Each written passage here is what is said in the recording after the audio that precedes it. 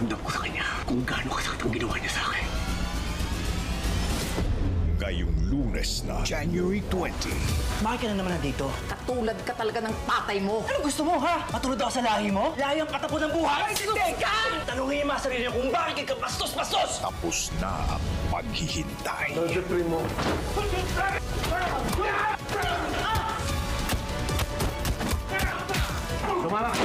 Sabi ko na, Amanda, ikaw yung nakita ko. Huwag kang makialam dito, Divina.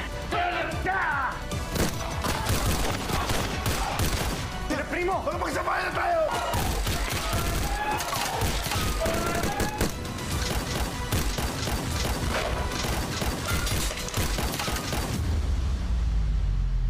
Isang yugto ang di mo. Tapos na ang pagtitiis. Nasa si tatay. Gol, ano pinaplano mo?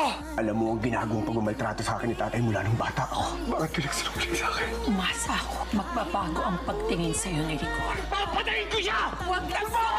Masasaktan ng nanay mo! Wala akong pakialam!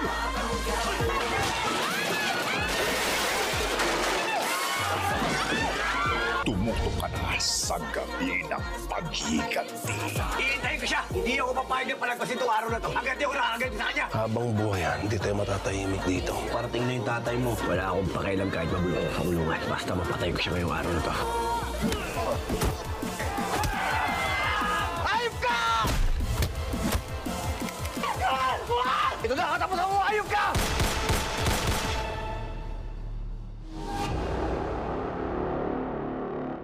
FPJ's Batang